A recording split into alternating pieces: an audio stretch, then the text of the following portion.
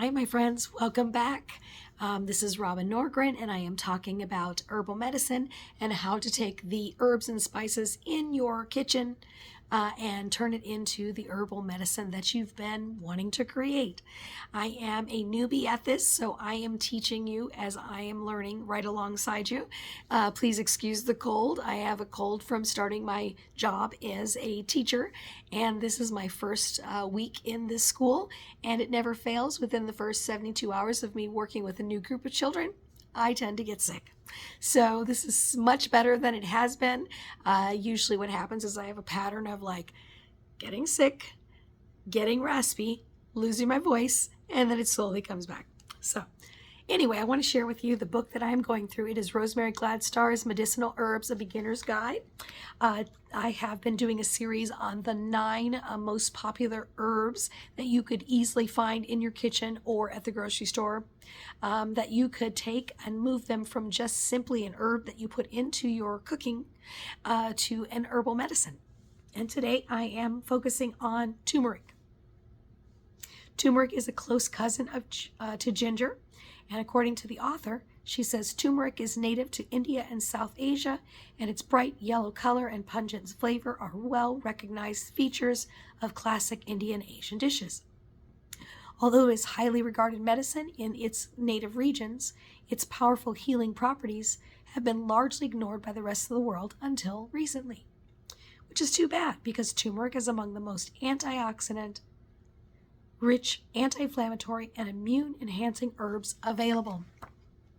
Here's a picture of thyme growing in the wild. Here's another. This is actually a cousin of turmeric. Sorry, turmeric. My apologies. Anyway, growing turmeric. It says turmeric thrives in warm, moist, tropical conditions.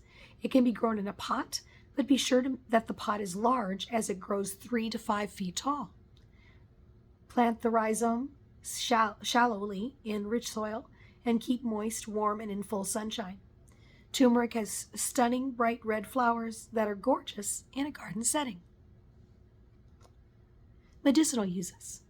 Traditionally, turmeric was used in both Ayurvedic and traditional Chinese medicine as a remedy for jaundice and other liver and gallbladder disorders.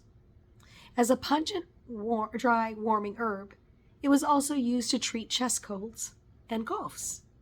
Chest colds and coughs. Okay, maybe I need to look into this one as well. It is also highly valued for its powerful anti-inflammatory properties, which modern research has shown to work by sensitizing the body's cortisol receptor sites, making turmeric an effective treatment for arthritis, osteoarthritis, and most other inflammatory conditions. According to recent studies, it is stronger acting than a hydrocortisone without any of the harmful side effects. Curcumin, which is one of turmeric's major constituents, is an effective topical antibacterial agent and has stronger antioxidant properties than vitamin E. Curcumin is also proving to be a powerful agent against several types of cancer, including breast, colon, prostate, and skin cancers.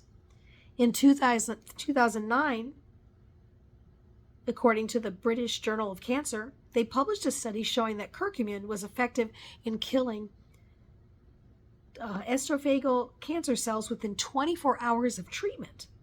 And other recent studies have shown promising results in turmeric's ability to inhibit growth of lymphoma cells.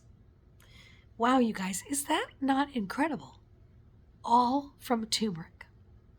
Now, I have heard about turmeric as an anti-inflammatory, and I've been using it like more so. I really had never used turmeric in my cooking, and now I just throw it in everything just because it doesn't, I guess it has a taste, but it's really not that strong of a taste where it seems very subtle to me. So it's not that hard to put it in without thinking that you're going to compromise whatever it is that you're eating. But man, oh man, how interesting in this that I haven't used this all of my life and I'm coming into my 50s, now just using it for the last couple months or so. And then I've noticed that if I go to buy, let's say, an over-the-counter vitamin, that they have connected, they usually have turmeric with curcumin combined. So now I want to look at my medicine bottle and see what the breakdown is of it, because it's very interesting. And again, like I've told you at the top of this video, this is all new to me, so I'm growing right along with you. And I'm just very surprised at how easily you can move into this if you really are paying attention. Excuse me. All right, so let's talk about the two different types of turmeric recipes that she has listed here. One of them is called golden milk, which I have heard about before. Let me know if you have a version of golden milk that you use. Put it down in the comments below.